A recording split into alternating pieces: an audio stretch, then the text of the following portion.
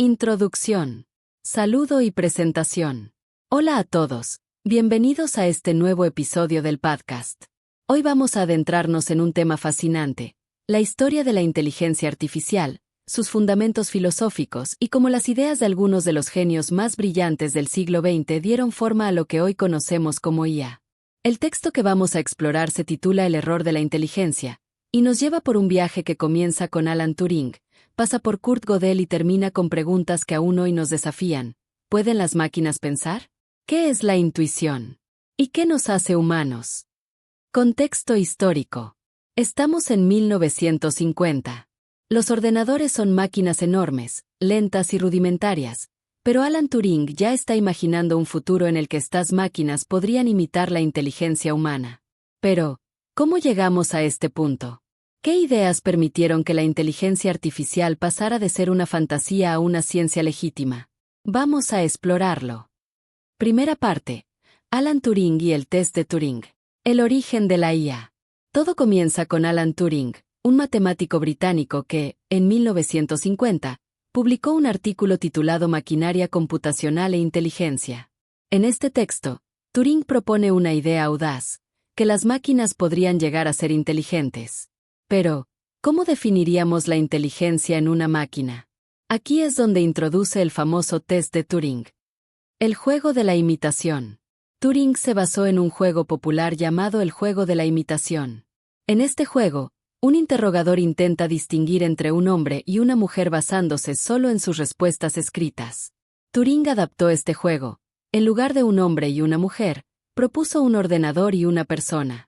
Si el interrogador no podía distinguir quién era la máquina, entonces el ordenador habría pasado el test y, según Turing, podríamos considerarlo inteligente. La audacia de Turing. Lo fascinante es que Turing propuso esto en una época en la que los ordenadores eran poco más que calculadoras avanzadas.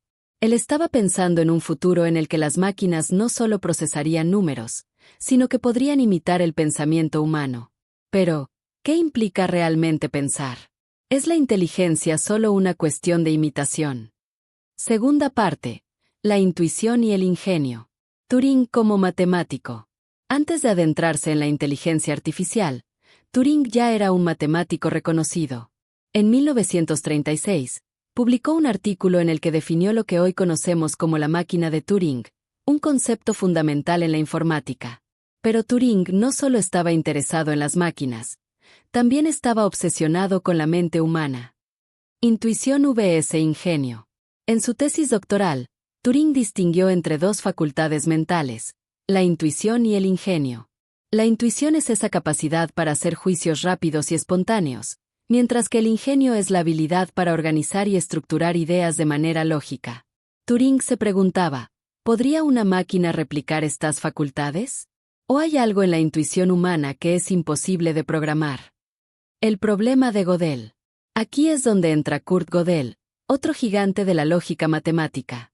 En 1931, Gödel publicó sus teoremas de incompletitud, que demostraron que en cualquier sistema matemático lo suficientemente complejo, siempre habrá proposiciones verdaderas que no se pueden demostrar dentro del sistema. Esto sugiere que la mente humana tiene una capacidad única para reconocer verdades que las máquinas no pueden captar. Tercera parte. El desafío de Hilbert y la incompletitud. El sueño de Hilbert. A principios del siglo XX, el matemático David Hilbert lanzó un desafío: demostrar que las matemáticas eran un sistema completo, consistente y decidable. Es decir, que todas las verdades matemáticas podrían ser demostradas siguiendo reglas claras y que no habría contradicciones.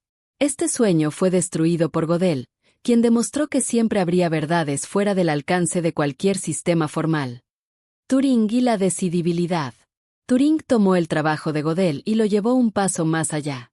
En 1936, demostró que no existe un método universal para decidir si una proposición matemática es verdadera o falsa. Esto no solo refutó el sueño de Hilbert, sino que también planteó preguntas profundas sobre los límites de las máquinas. Si las matemáticas no son decidibles, ¿cómo podríamos esperar que las máquinas replicaran completamente el pensamiento humano? Cuarta parte. La evolución de Turing y el nacimiento de la IA. El cambio de perspectiva de Turing.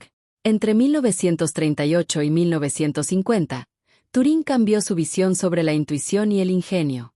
Al principio, creía que la intuición era algo externo a las máquinas, una facultad humana que no podía ser reducida a algoritmos.